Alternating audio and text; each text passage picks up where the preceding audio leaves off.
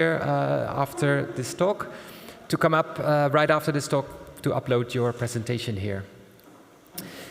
So let me introduce the next speaker. That's Gilles Vannuscorps. Your name's not actually on here, but yeah. The title is The Nature of Mid-Level Representations in Visual Processing. Thanks, Marius. I could not have said it better than you. Thanks a lot. So thanks, of course, for the organizers for inviting me to talk today in front of you. I'm going to talk about mid-level vision, but just to be completely sure that everybody is on board, I wanted to start with a few things that we know about the earliest and about the latest stages of processing in the visual system. And I'll just try to focus your attention on three things that are going to be important to keep in mind for the rest of my talk. And the first one, it's simply the fact that from the retina, there are two main types of cells that are going to carry information through your visual system, the magno and the parvocellular cells. The magno cells, as you can see here, they have a pretty large achromatic receptive fields. Their axons are myelinated. And as a consequence, they're very sensitive to even small differences in contrast, and they usually carry at, let's say, relatively high speed, as you can see here, achromatic low spatial frequency information to the brain. On the other hand, you have the parvocellular cells. And here, as you can see, they have like smaller chromatic receptive fields. Their axons are less myelinated. And as a consequence, they are less sensitive to small differences in contrast, but they carry high spatial frequency. That means high acuity, if you will, high acuity information, chromatic information to your visual system. So that was the first thing to remember. Second, at these earliest stages of processing in the visual system, well, we know that the visual system represents like different types of what we call visual primitives, edges, blobs, bars, spatial frequency patches in retinotopic coordinates. Right? So that means that things are represented as a function of how they are located and oriented on the retina itself. Now the third point. Later on in the visual system represents not visual primitives, but objects, of course, and not anymore in the retinotopic, but in spatiotopic coordinates. So things are represented as a function of how they are located and oriented in extrinsic world-centered coordinates, if you will, and in different types of body-centered coordinates, in a way that allows us to really interact efficiently with the objects around us. And the reason why I'm talking about this is because all this implies that, somewhere in between, different things happen. First, the visual system transforms retinotopic into different types of, let's say, behaviorally relevant coordinate systems. It transforms visual primitives into objects, and somehow, at some point, information from the parvo and magno cellular pathways is integrated. And I think it's fair to say that at this point, we don't know a lot about how these different things occur. And when you think about it, it's not even entirely clear how we could study these intermediate, hidden stages of processing in the visual system, among other things because of the complexity and interactions that exist in this visual system that makes it very difficult to understand how we could isolate one particular component and study it.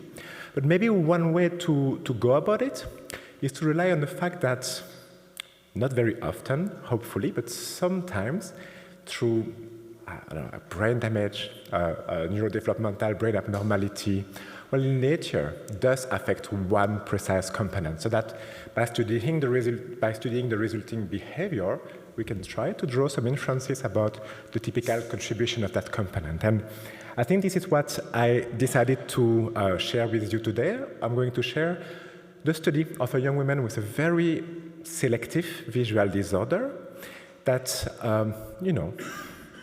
led us to perhaps a few interesting hypotheses about how precisely these three things occur in your brain.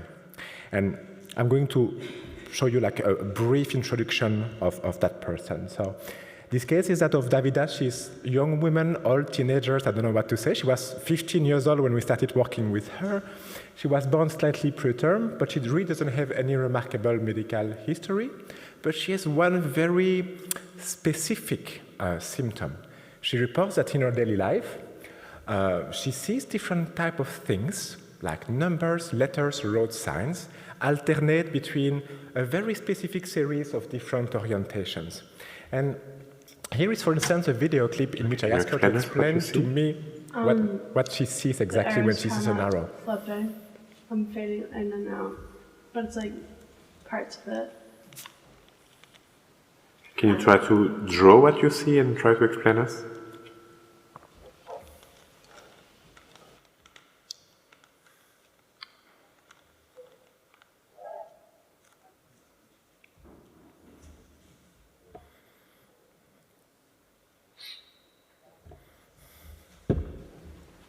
But it's like parts of it change at different times. And they like fade in and out. What do you mean by part of it changes? Like, it won't just be like a whole arrow like spinning. It's like this part will spin. Like I'll see this part of this one and then this part of that one. And like that part of that one. And it changes. So she sees this arrow in different orientations, and they alternate by fading in, fading out gradually. And this series of orientations that she sees is extremely consistent and extremely reliable. When I show her, for instance, this type of tilted and asymmetrical stimuli, which are the best type of stimuli to study orientation disorders, of course, she always and only makes the same 7 types of errors. Or if you will, she always reports seeing that shape in the same 8 orientations. She sees it in its accurate orientation, but also as if the shape were reflected across an axis that's illustrated here in red, a line on the elongation axis of the shape, as if that axis was reflected across an axis that is perpendicular to that elongation axis, as if the shape were reflected across these 2 axes, as if it were rotated by 90 degrees, and combinations of these errors, if you want. And in the next 40 slides or so, 45 slides, I think, I'm going to take you through the series of observations and of conclusions that led us ultimately to perhaps a good understanding of the functional locus and the nature of her disorder, and as a consequence to some hypothesis about what might happen in these intermediate stages in the visual system. And the first 2 important things that I think is important to really encode is the fact that what she sees is totally independent from the eye that she is using, whether she uses the right, the left, both eyes, independent from where she is looking at, independent from where she is paying attention to, independent from how she orients her body. And this is really her only visual disorder. Her perception of shape, size, distance, precise tilt is perfectly intact. And this, plus the fact that she sees these shapes as if they were reflected across their own axis, or as if they were rotated across their own center, already seems to force at least 2 conclusions. The first is a conclusion about the nature of representations in the visual system that seems to be difficult to explain this type of disorder without assuming that at some point the visual system computes some types of shape-centered representation. That's what is illustrated here, and a shape-centered representation is a shape that is not represented in retinotopic coordinates, it's not represented in spatiotopic coordinate, it is represented with respect to a coordinate system that is aligned and centered on the shape itself. And I'm going to tell you more on that later. So that's the first conclusion. Second conclusion is about the locus of her disorder. It seems that her disorder occurs at some point in the visual system after the fact that these shape-centered representations have been computed. Third important aspect of her behavior is that we used many different tasks to study her behavior, from visual illusions to reading tasks to drawing tasks to perceptual judgment tasks. And in all the tasks, she had the exact same severity and types of errors, including in tasks that are widely assumed to rely on a spatiotopic coding of the orientation of shapes, such as, for instance, reading tasks or drawing tasks. For instance, here, when we show her different shapes on the screen and she has to draw them, as you can see, the shape of this cup, for instance, is perfectly reproduced, but the cup is inverted. The shape of the spoon is perfectly reproduced, but the spoon is reversed, for instance. But she also has the same kind of difficulties in all these tasks that I think are widely assumed to rely on a body-centered representation of the orientation of shapes, such as very simply task in which I would show her an arrow and I would ask her, okay, just show me on the screen where is it that you see the tip of the arrow. And here is for, just a little illustration purpose. She would say, well, Gilles, I'm not sure because I see it there and there and there and there. I would say, well, just your best bet, Davida. And she'd say, okay, I think it's there. We do that a second time.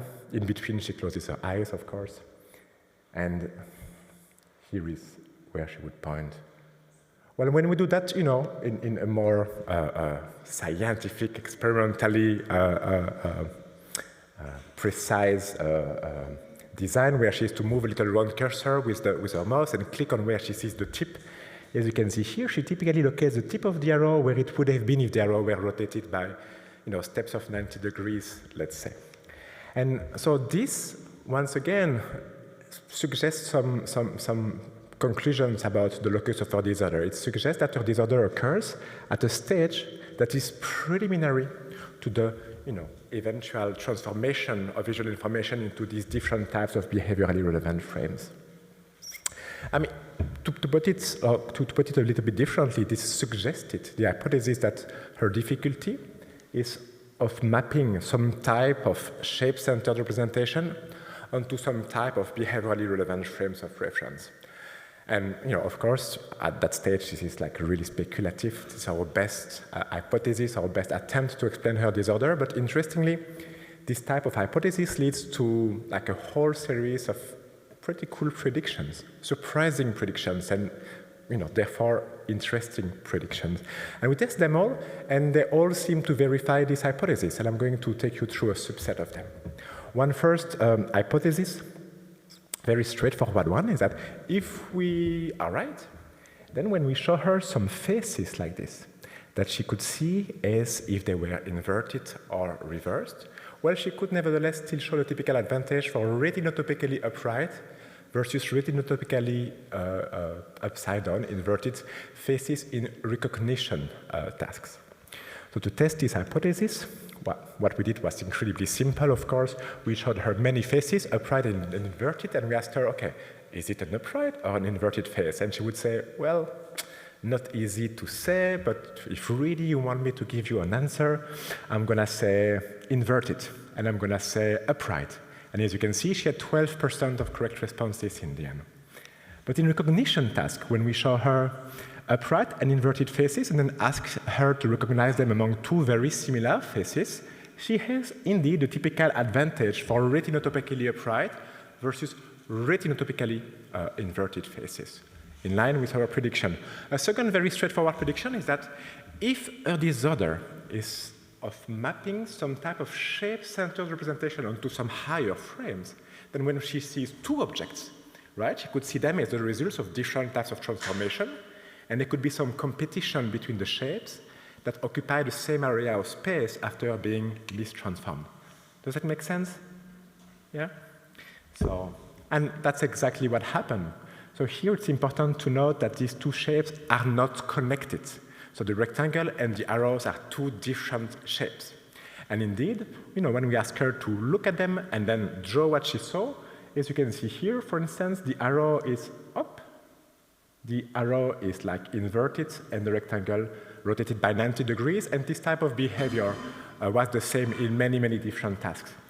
In terms of competition, we quickly found out that if we were to show her like little dots together with an arrow of the same color, and we would ask her, okay, where do you see the little dots? She would say, all I see is an arrow pointing up, pointing down, pointing left, pointing right. I'm not sure if there is any little black dot in there. So to do that, in a more systematic way, we showed to her 1, 2, or 3 little dots for different duration, alone, together with a big black circle with the arrow, and we simply asked her, okay, how many little dots did you see? She had no difficulty in the two first conditions, but consistently underestimated the number of black dots when they were presented with the black arrow. And it was not the case, actually, if, interestingly enough, if I were to put the little black dots just like 2 or 3 millimeters above or below where the tip of the arrow would have been if it were rotated, then she could see them without any difficulty. Same thing if they were located a little bit on the side, or if the arrow was just a solid line, like a transparent arrow, I guess you would say. Other prediction. She should have no difficulty whatsoever to see the orientation of stimuli like this one, right? So stimuli made of little unconnected dots. And the reason why is that if her disorder is really of mapping this dot there, then this dot there, because dots cannot really be misoriented, she should have no difficulty, and indeed she had no difficulty at all with that type of stimulus. On the left, I asked her to click on the tip of the dotted arrow. And on the right, I asked her to click on the tip of the arrow made of the solid line. Right? And as you can see, left is super easy, but she sees the arrow made of solid line as being consistently rotated by steps of 90 degrees, let's say. Okay, that's cool. Let's hurry because the time flies. So we were pretty, that really strengthens our confidence in our hypothesis, but I think the main prediction, the most interesting one, was the one I'm going to talk about right now.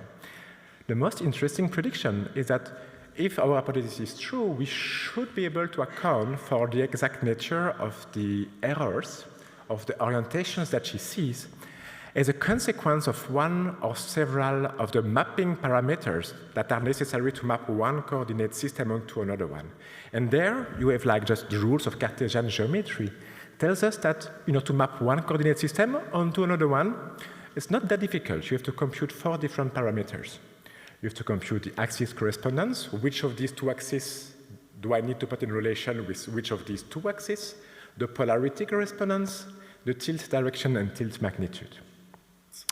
And indeed, the 7 types of errors that I showed you earlier ended up to be exactly the 7 types of errors that you would expect to see in case of a specific failure to compute the 2 first mapping parameters.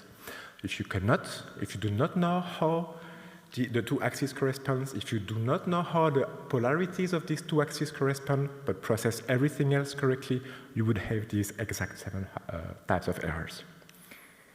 So that really strengthens, once again, our confidence in our hypothesis, and we found that what was interesting is that also meant that studying a little bit more precisely what is it that she sees as being misoriented could tell us something about what exactly is represented at that stage in the visual system. But also understanding a little bit better, how are the axes aligned on the object, and where the axes are centered on the object could really tell us something about what? About the rules, the heuristic that the brain is using to assign a type of shape its own coordinate frame of reference. Yeah. And here, her performance in like dozens of experiments, I think, provided a very, very clear answer to these 2 questions. In terms of the first one, what she sees as misoriented are not visual primitives, not lines, not objects neither. What she sees as misoriented are regions of space bounded by sharp edges. So for instance, I've already shown you that when I show her something like that on the screen, what she sees are 2 different shapes that are rotated or reflected with respect to their own coordinate system. Exactly same behavior if I show to her a bicolor shape with a sharp edge between the 2 colors. But it's not the case at all if I would just bind these 2 different shapes by just a few black pixels.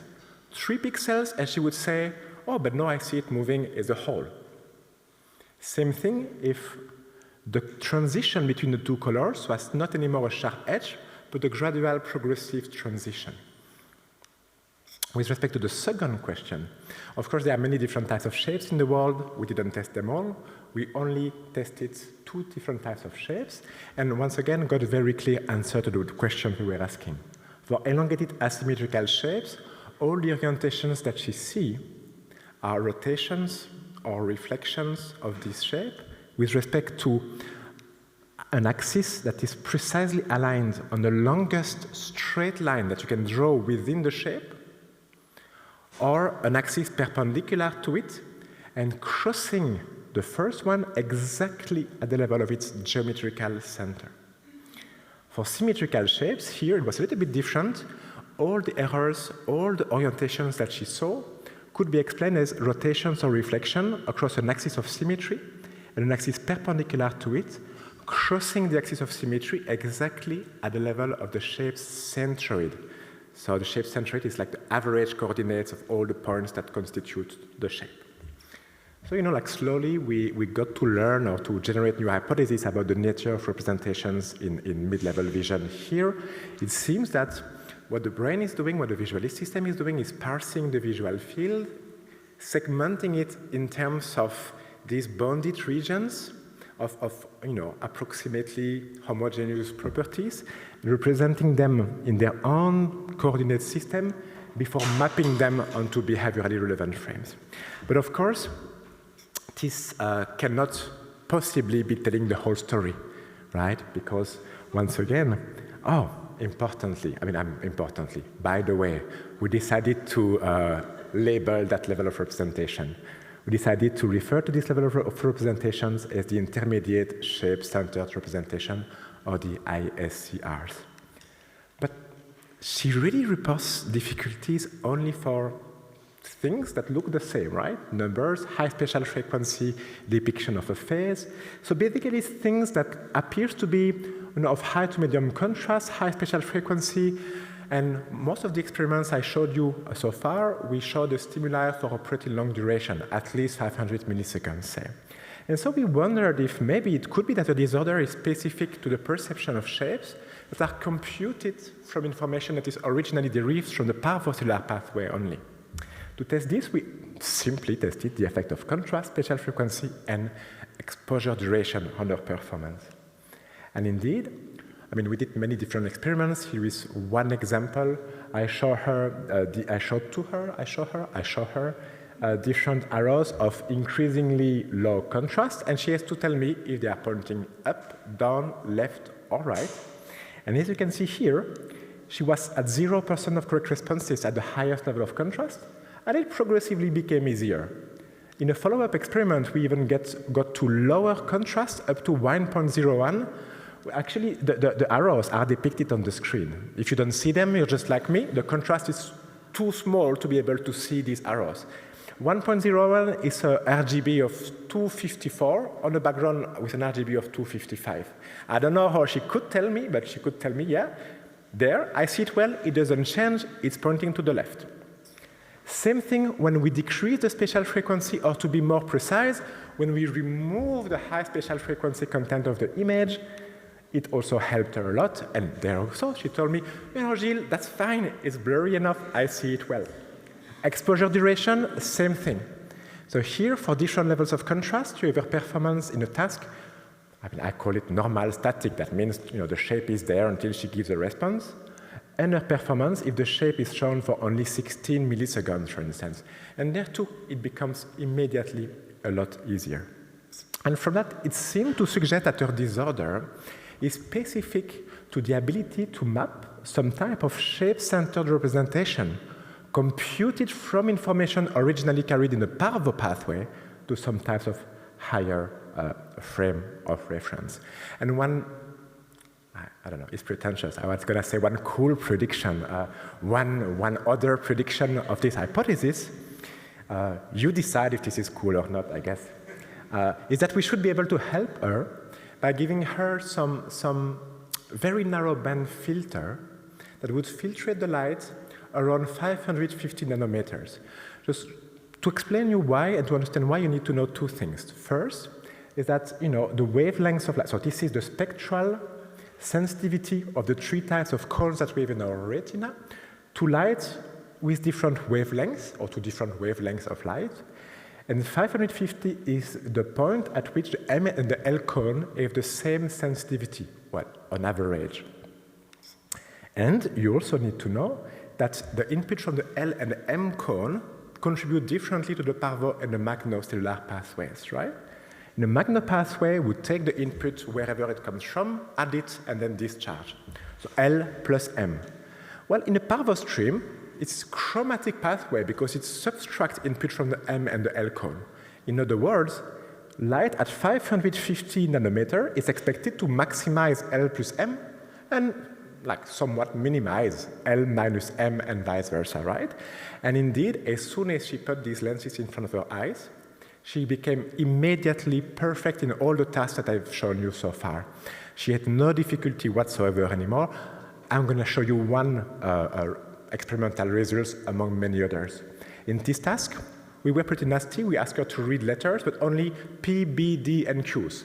So letters that she cannot read without the filters. And we tested her performance with, was it 12 different filters? The filter centered on 550 nanometers is the last one on the right side. Without any filter, as you can see here, she was able to read one letter correctly in 1 minute. And with the filter centered on 550, she was reaching, I think, 58, 59 letters in 1 minute on average.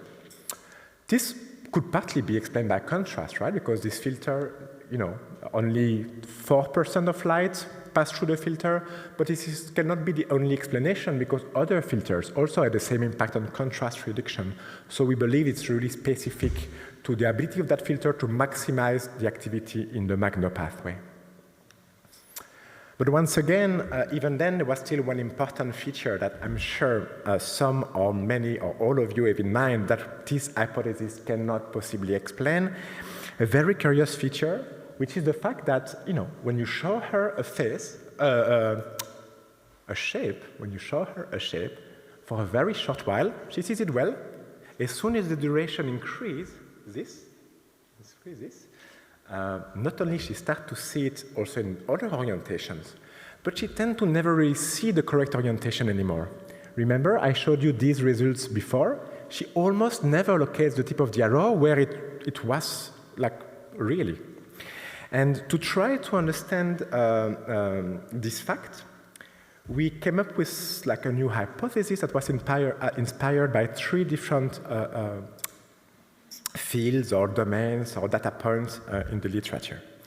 The first observation, the first finding is that although both the Magno and the Parvo pathway feed in the ventral stream, the dorsal stream receives the majority of its input from the magnocellular pathway. So there is an imbalance there. Second, it seems that there is also an imbalance between the contribution of the ventral and dorsal stream to the perception of the orientation of shapes. And it goes as follows.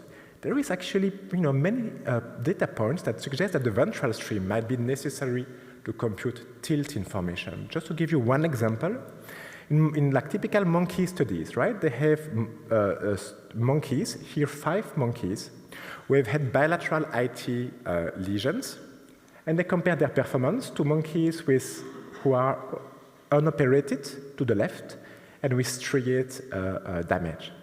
And of course, they have like ventral stream damage, so in a task in which they have to learn to discriminate 2 different shapes, these monkeys with IT lesions are pretty bad. They need more time to reach a given performance threshold. The higher, the worse. However, not only they were in difficulty in a task in which they had to learn to discriminate shapes, but also in a task in which they had to learn to discriminate the same shape when they were rotated 45 degrees or 30 degrees away from each other. Okay, just nothing surprising there. But what's pretty cool is that these monkeys were just extremely good to discriminate all the shapes that would be difficult for Davida. They didn't have any difficulty to discriminate shapes rotated by 90 degrees, shapes rotated by 180 degrees, or shapes that were reflected across different types of axes, suggesting that the ventral stream is not necessary to compute these particular mapping parameters that allow you to distinguish these type of shapes. On the other hand, the story is very different for the dorsal stream. And here you have monkey data, you have human neuropsychological data suggesting that when you have that, let's say, some patients suffering from dorsal stream damage have been reported who did show different types of symptoms that were very similar to those presented by Davida. For instance, a tendency to copy shapes as if they were rotated by 90 degrees, and an inability to discriminate shapes that were reverted or reversed. So this is an odd one-out task, for instance. Third data point, Well, it's known for a very long time that it's very likely that the parvo and magno stream exert some type of mutual inhibition. During a fixation period, the parvo pathway inhibits the low spatial frequency content contributed by the magno pathway. And just after a saccade, or during a saccade, the magno pathway inhibits information from the parvo pathway to avoid motion smear, to avoid motion smear and like things like visual persistence. And this led us to a hypothesis according to which vision could proceed along lines like these ones. First of all, due to the high conduction speed of the magno pathway, what you perceive is a low spatial frequency achromatic version of the shape, and then later on, information that is contributed by the parvo pathway arrives on top of the information contributed by the magno pathway. It has access to some high acuity, very precise tilt information, and it inhibits information contributed by the magno pathway so as to be able to reach very high acuity during fixation period. And in this hypothesis, we thought that maybe Davida's disorder could be explained by the idea that she could actually suffer from an abnormally strong inhibition of the magno pathway by the parvo pathway. Because if this is the case, that would explain why she would, at the very beginning, in the first milliseconds of visual perception, perceive the shape in the correct orientation. And then when the parvo information arrives and starts to be computed, starts to inhibit the magno information, she would completely lose access to these important mapping parameters, but also the correct mapping values, if you will, would be specifically inhibited, which would explain why she tends never to report perceiving the correct orientation. I'm not going too fast? At least 2-3 people say no. I feel I'm in front of my class. Once again, our best attempt to reconcile data we found in the literature and her behavior. It might be a wrong hypothesis, but it leads to some predictions that we tested.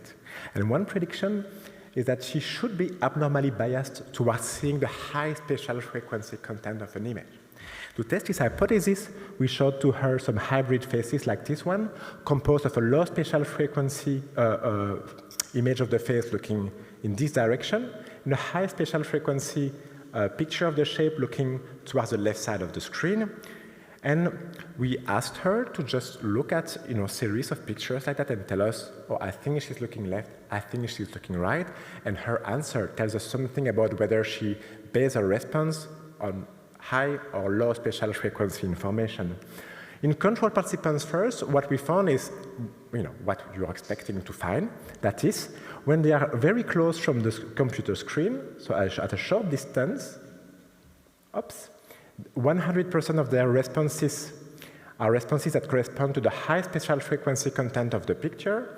And at 3 meters from the screen, of course, the face becomes slower, and all her answers correspond to the low spatial frequency content of the picture. It was not the case at all with Davida. Actually, Davida kept telling us only the answers that corresponded to the high spatial frequency content of the picture, up to 15 meters away from the screen, where I could not see the eyes of the face anymore. We couldn't test more because Alfonso's lab was not big enough to go farther away from the screen. Also, if we are right, once again, she should have an abnormally long visual persistence for, parvo cellular type of stimuli. So to test this, we simply, showed her shapes, low spatial frequency, low contrast shapes, and high spatial frequency, high contrast shapes. And she had to press as fast as she could on the key when the shape disappeared from the screen. And as you can see here, she was extremely fast for these more like magnocellular biased shapes, 276 milliseconds, pretty impressive actually. But she was a lot slower, reaching almost 1 second as soon as the shapes were of high contrast, suggesting that it really takes a lot of time for a visual system to make that picture start to disappear, which once again is compatible with the idea that this parvo stream inhibits the magno pathway. So that that fitted our hypothesis, but then we were thinking, okay, but could it be then that if in the general population some people have the same type of imbalance, it would also affect their ability to compute some parameters of shapes orientation?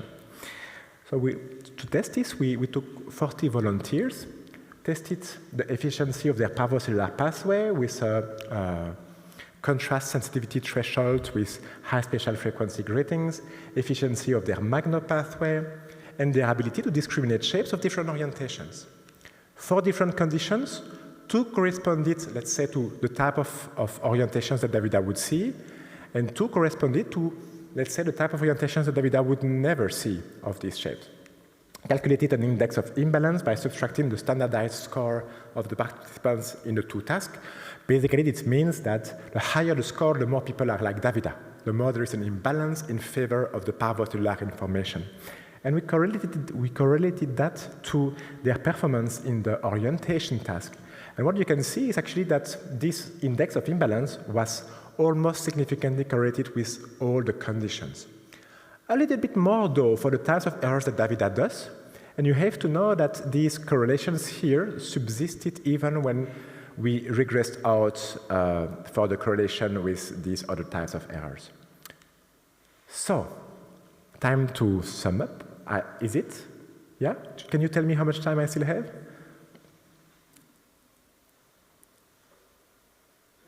minutes. Okay. So the good news is that there isn't that much new things out there, right? It's mostly about using lots of bits and pieces and things that were already present in different fields of the literature.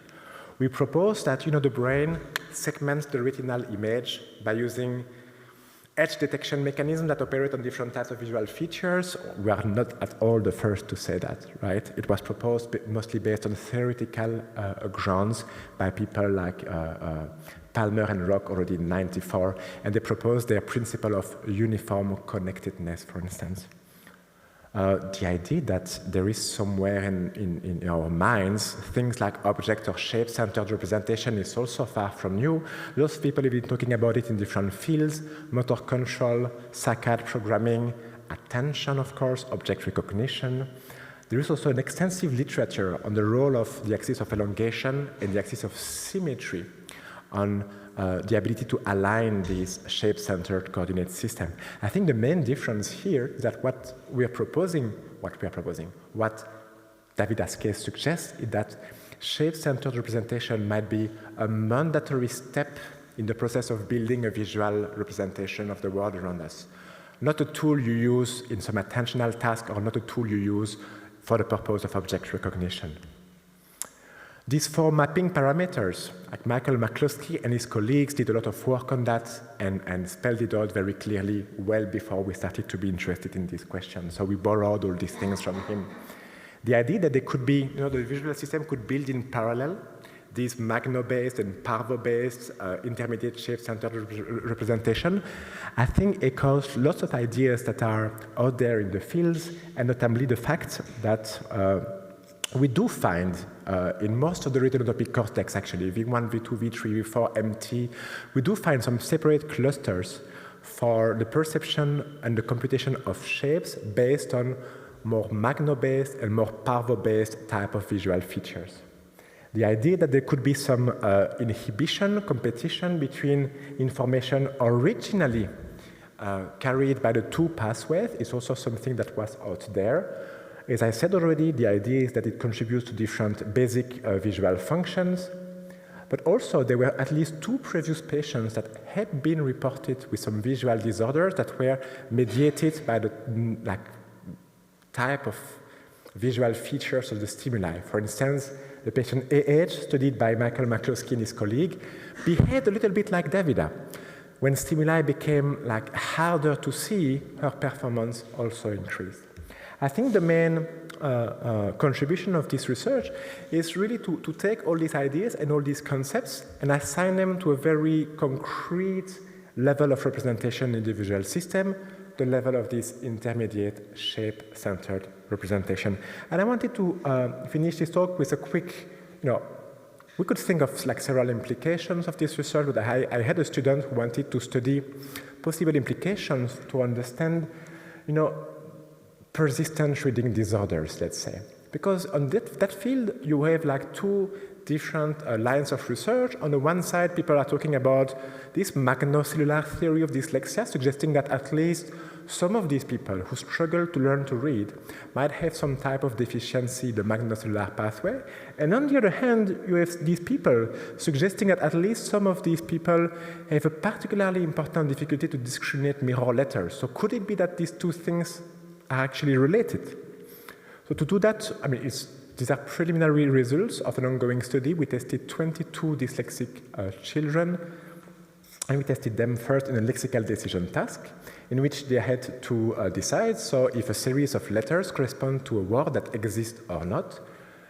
Words that did not exist were composed by using a mirror letter or a letter that was, in about the same phonological proximity, let's say. And then we also, one thing at a time. Then we just counted the number of these kids who had a significantly worse performance when they had to respond no in this condition than when they had to respond no in this condition. So these people who mostly struggled when they were asked to discriminate mirror letters, and there were 8 of them, as you can see here. Second task, flicker fusion threshold task, right? The higher the frequency you can get before you stop seeing that stimulus flickering, the best is your magno pathway. And here we found that 7 of these children who struggled to learn to read really were less good than control participants. And so far we found that at least the first 5 of these children were found in both groups to be the same. They had a magnocellular difficulty, and they had significantly worse performance when we tested the ability to discriminate mirror shapes than when we were testing the ability to discriminate letters that had the same phonological proximity but that were not mirror versions of each other. So, I wanted to thank all the people who collaborated to this research. Alfonso, of course, Algala Burda, Marie Uben, a lot of people who helped us in one way or another along the way: Mike McCloskey, Michele Rucci, Patrick Kavanagh, Eric Falchi, George Almeida. I wanted to add your picture, I completely forgot about that. Who wrote a really, really interesting and influential commentary on a special issue of cognitive neuropsychology that really helped us and forced us to think even deeper about this case. So thanks a lot. And thanks to you for your attention.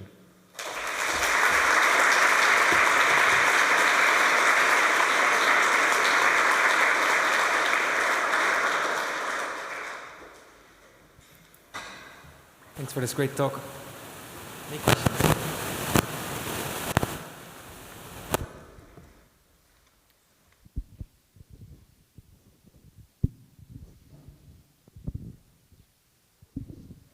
Thank you for the wonderful talk. I just have a question about what are the implications, how did she come to you? What kind of problems did she have?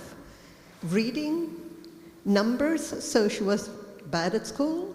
Is that That's exactly that. So, and as many people with developmental visual disorders, she wasn't completely sure what was wrong about her. So when she reached like 13 years old, 14 years old, her parents started to be really worried about why is it that she consistently struggled learning to read, and in particular discriminating all these orientation-sensitive letters, to the point that they went and saw a series of neuropsychologists, neurologists, and one of these neurologists, Algala Burda, I think was experienced enough to ask interesting questions such as, what do you see exactly? And then I think it was the first person ever to ask her, what do you see exactly?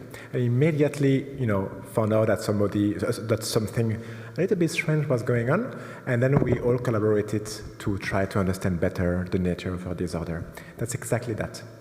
And maybe I should stop there. Thank you. Question just in the middle there. Yeah, thanks.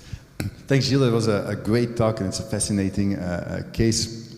My question relates to what we can learn about the computation of the axis of a shape from this case. So if I missed something in the many different demonstrations that you gave, but at some point you talked about the geometric mean, for example.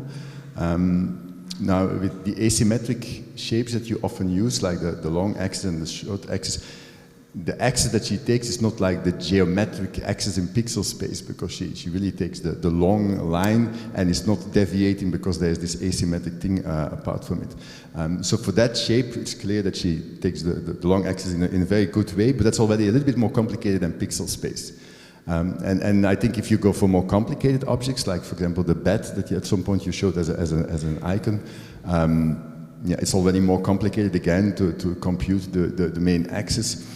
There's some perspective that maybe, at least for our perception, would maybe influence. And we might know it's horizontal in reality, but it actually is not. So could you say something a little bit about the computation of that main axis and whether there are certain illusions also that might have an impact on how she exactly draws it, or how it relates to the complexity of the shape? Well, that's an excellent question, and I think at least in part enough new for future research with her. But I can tell you that we used many different types of shapes that had these properties.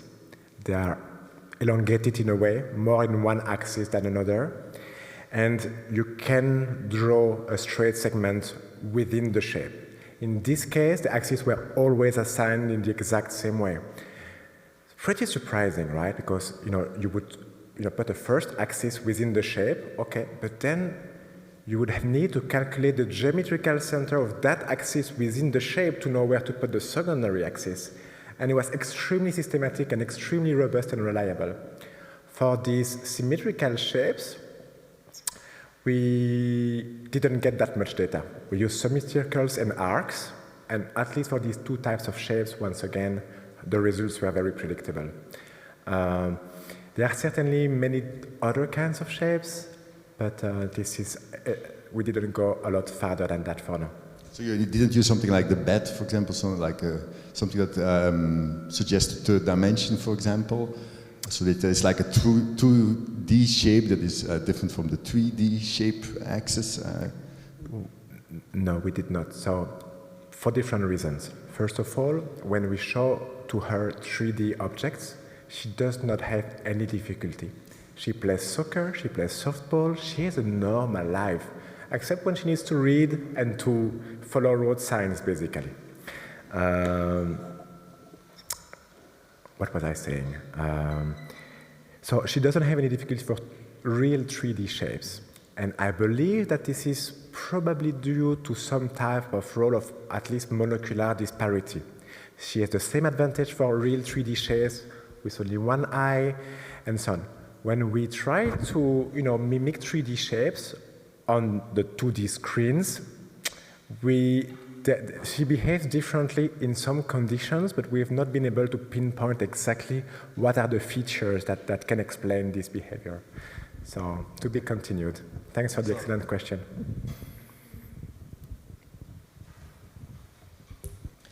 When you were initially showing her behavior with the arrow, and as you later pointed out, how she systematically avoided the correct location, one of the things that struck me when you showed her doing it is at the point where her hand is now touching a blank part of the screen, does she not at that point realize it's wrong? No. Like so now her hand has become continuous with something that's, I'm having trouble mapping that onto like all the stuff you showed about objects, whether they would be seen as together or separately. So now her hand is not touching it, but she sees that it is? You would think that it would be the case. It is not the case. So when she put her hands, she believes that she put her hands that prevents her to see the tip of that arrow. She at no point gets any type of feedback or correction that would tell us something about where the arrow really is. You have also to know or to remember or to realize that all these tasks were not really pleasant for her because I forced her to make a choice. So at any point of time, she would always tell me, Gilles, I can do it, first of all, like, why do you ask me? Second, I see there, why do you force me? And I said, like, just, I don't know, I'm doing science, trying to get data out there, so Okay. just pick one. But yeah, indeed, at least we have not been able to find such kind of effect with her. Okay.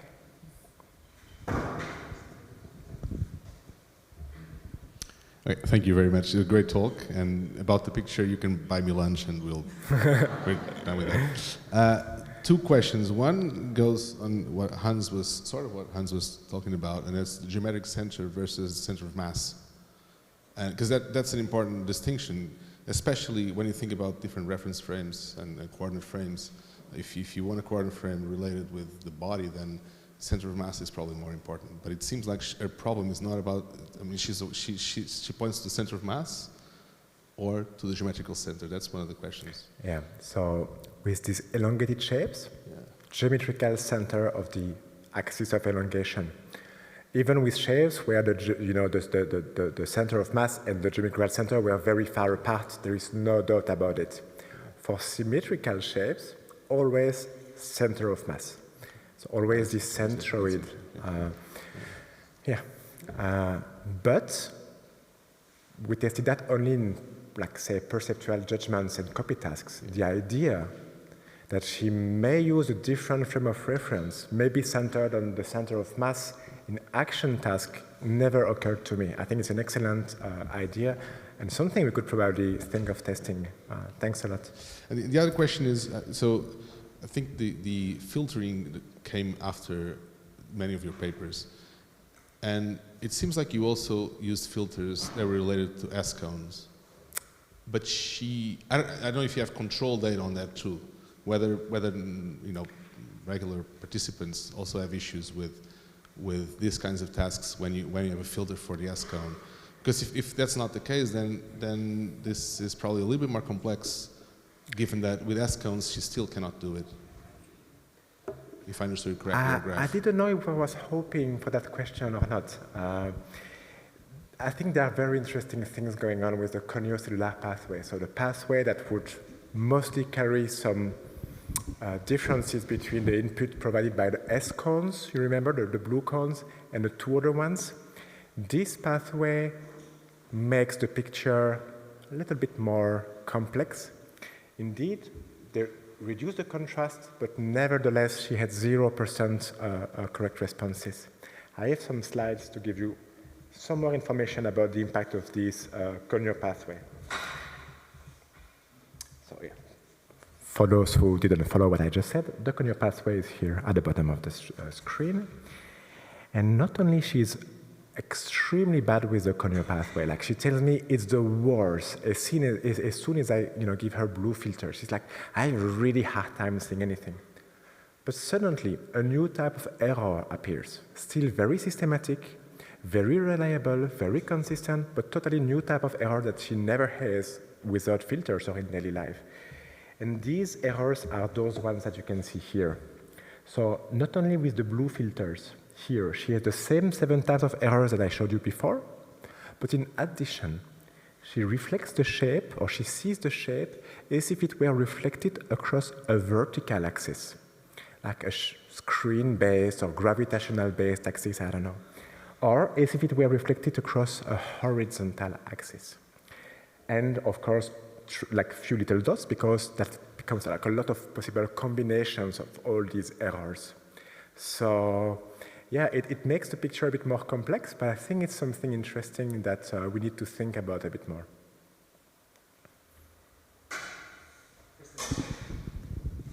The back. Yeah, both of you there. Hi, beautiful work. Thank you very much. I assume you tested a lot of different things that are not reported here, no? So just out of curiosity, two things. One is, how is her acuity overall? And have you ever looked into vernier acuity, which is this form of hyperacuity that is about these alignments, and there is this whole debate on the different low-level pathways contributions to it, so that I would be very curious. And another thing is like the examples with the filters are super cool, But have you worked with also with adaptation of the different pathways, like with like exposure to stimuli that are like magno-optimal or parvo-optimal?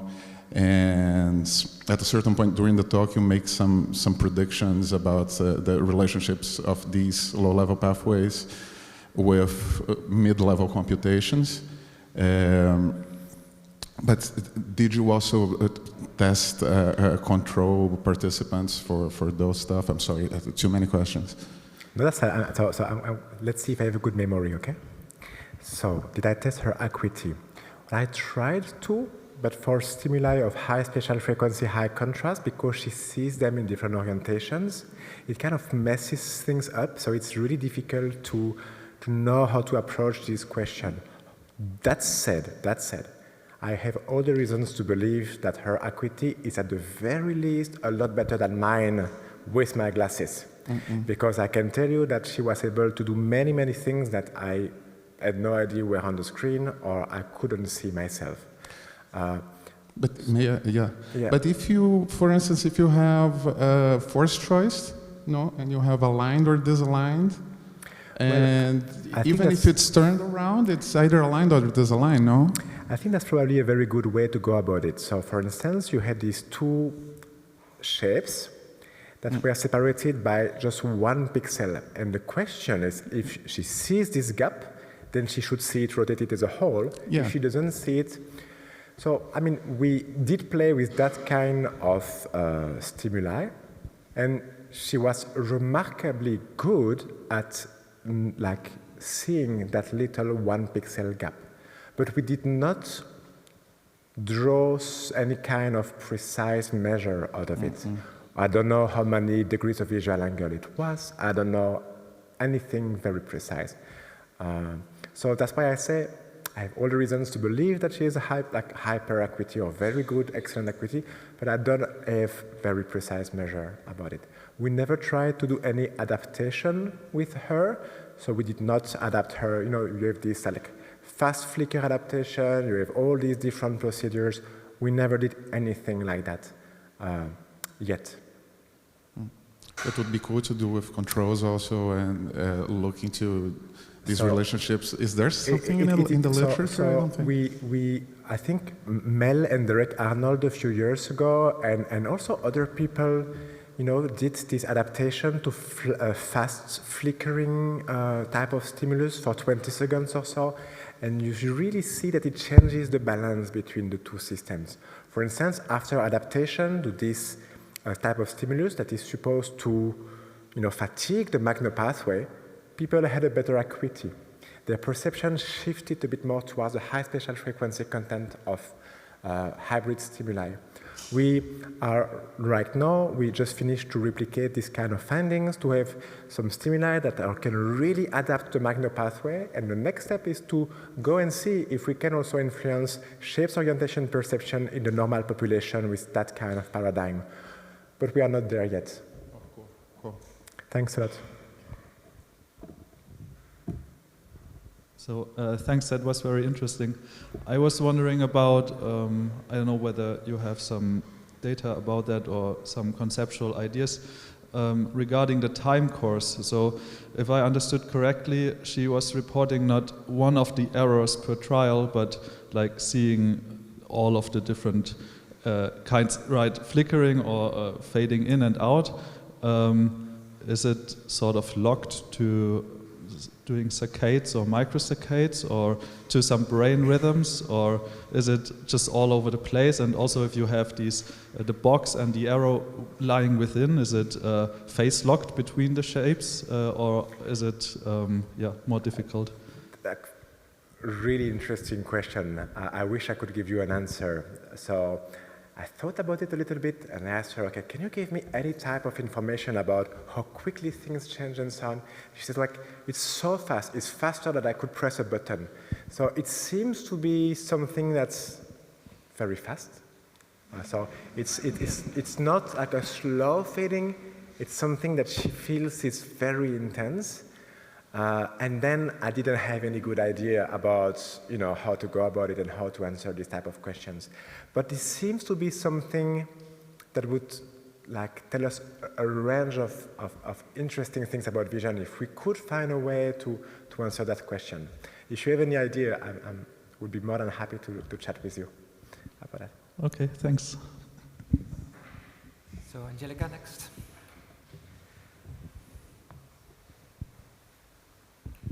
Yeah, my question is actually a direct follow-up question on that. Throughout your talk, I was wondering, have you ever measured eye movements? Because I would be curious whether they basically correspond to her perceptual decision making, or whether they give away information that she is processing but cannot base her decision on.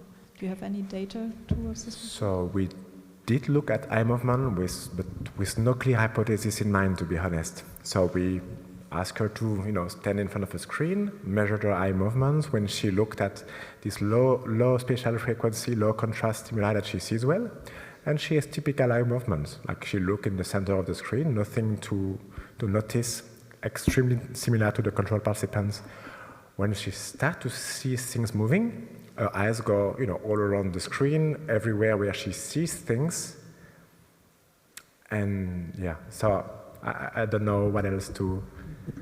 So for the low contrast stimuli, but how about the high contrast stimuli? Does she ever look at the right location but then point to the wrong location? Well, she doesn't really look at any one location. Her eyes go very quickly all over this region of space where she does see that shape fading in and fading out. So if you will, it's not like as if she were looking there and then looking there. Her eyes were very jittery, if that makes sense. So yeah, we were not really, we went there without a clear hypothesis, thinking that, okay, let's see what happens, maybe it's going to tell us something interesting. And we were not smart enough to know what to do with the data. We didn't really know what to look for, so. It's probably very interesting things there, but we didn't really know how to think about it. Thank you. Okay, Moritz, then Bob, then Mel. I actually had the same question as Angelika, but I have another question.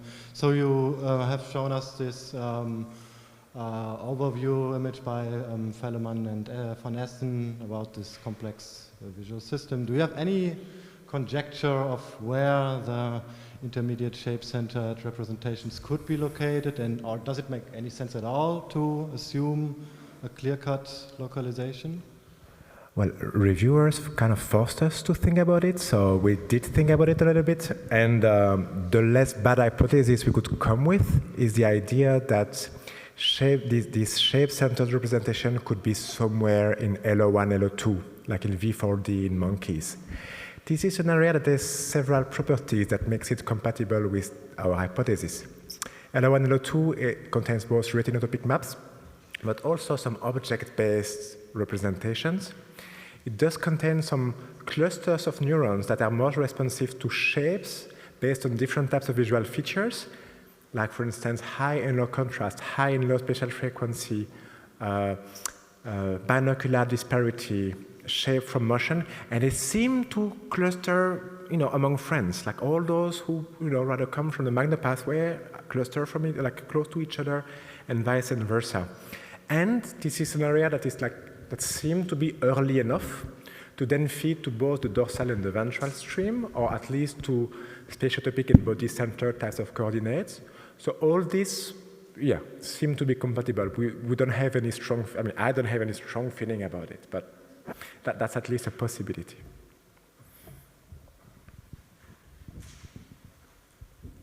So this is, again, a kind of matter of interest.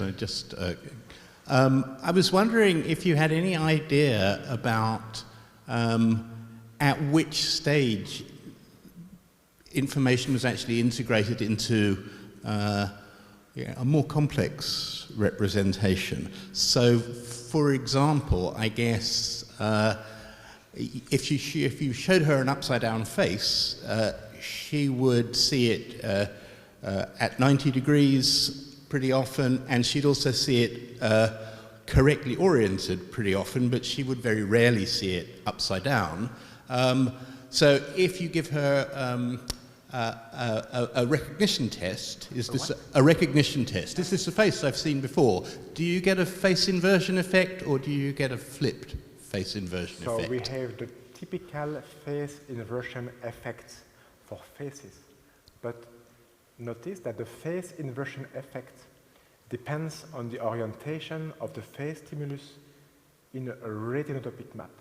Okay, so we recognize well retinotopically upright faces, not spatiotopic upright faces. Okay. So that is totally compatible with our hypothesis. Yeah, I just have a follow-up, a more direct follow-up on the eye movement question. So when you ask her to point at the tip of the arrow, then she points in the reflected positions and the 90-degree positions, but she doesn't point very often at the arrow itself. It would seem to me paradoxical if one looked at the eye movements that she wouldn't look at the arrow tip. Does she look at the arrow tip? Because she has to somehow integrate that information in order to reflect it. It's true. It's totally true. Unfortunately, when we registered eye movements with the eye movement people in Boston, we looked at gratings. So, you know, gratings are circular type of stimuli, so she looks basically all over the grating, her eyes were jittery. We did not record eye movements when we showed to her asymmetrical stimuli, like an arrow, for instance. That would also be my hypothesis.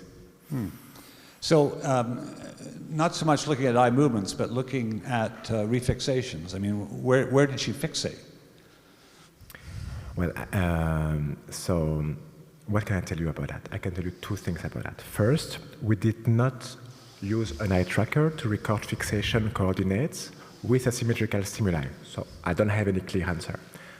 I can tell you, if this is of any use, that what she sees, what she perceives, is independent from where she fixates. So for instance, if we force her to fixate, I don't know, a dot for instance, and there's a stimulus there, she sees that stimulus flipping with respect to itself in the visual periphery. So what she sees doesn't change depending on where she fixates, or where she's looking at, where she's paying attention to. That's what we know so far. Okay, thank you. Thank you. Great, that concludes this session. Thank you so much, Gilles.